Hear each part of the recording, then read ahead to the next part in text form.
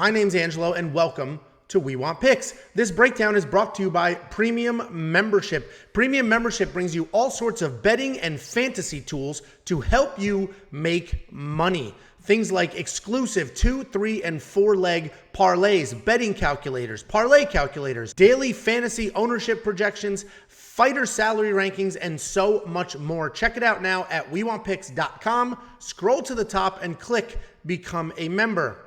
And don't forget, we are giving away $50. All you need to do is go to WeWantPicks.com/bets, sign up with any one of our betting partners, make a deposit, and we send you $50 as a thank you. That's WeWantPicks.com/bets. Sign up, make a deposit, we send you $50. Next up, at UFC Vegas 59, we have Augusto Sakai taking on Sergey Spivak. Augusto Sakai is 15-4 overall, 2-3 in his last 5, riding a 3-fight skid and likely fighting for his job here. Sergey Spivak is 14-3 overall, 4-1 in his last 5, coming off a dominant win over Greg Hardy on short notice.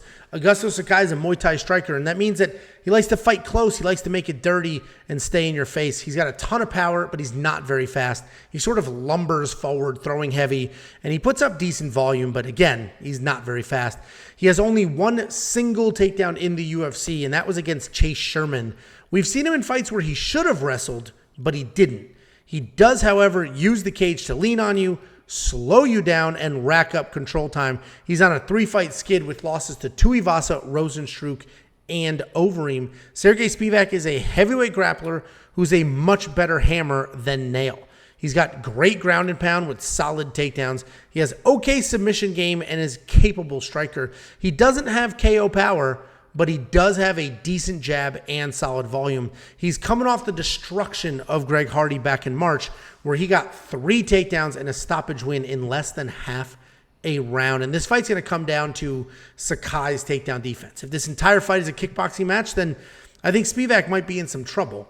He was put out by Walt Harris and Tom Aspinall on his feet. As of right now, Sakai has solid takedown defense at 68%, but he was taken down 3 times by Alistair Overeem in that loss. I think Spivak comes out and fights Sakai the same way that he did Tuivasa when he beat him in 2016. Cage pressure and just diving at legs. So I see Spivak getting the takedowns and the win with a potential stoppage, because once he's on his back, Sakai really has nothing to offer and does not move very well. So Sergey Spivak is the pick. I have a money line bet on him as well. What do you think, Jacob Heimer-Schmidt? Oh, wait, hold on. Shut your mouth. Shut your fucking Joey T. Joe Todoro. $4.99. Join our premium $4.99. So what a model citizen.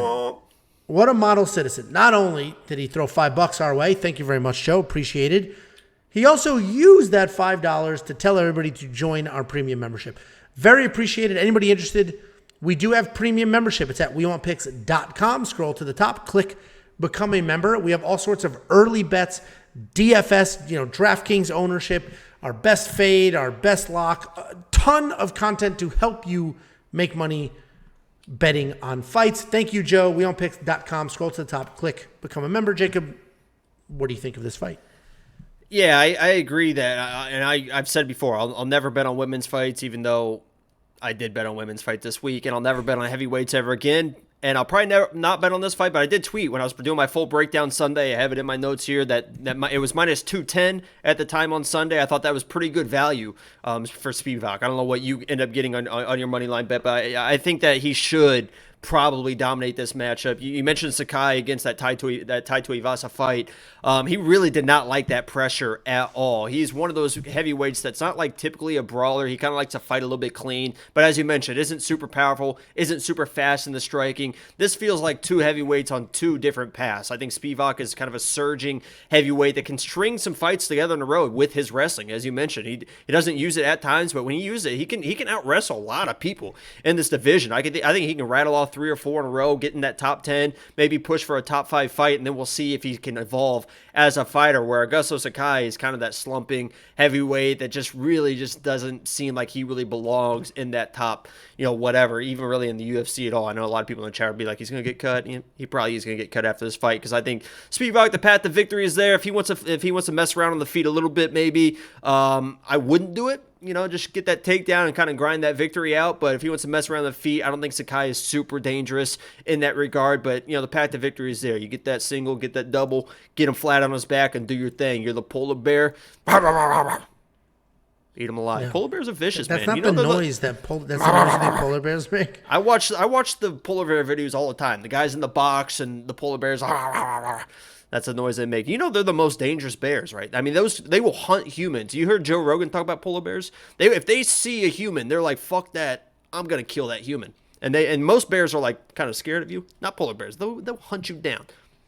And they will kill you. All right. Well, $7,400 in DraftKings. I don't really see it being worth it. Obviously, he's got power in his hands, so it is a possibility.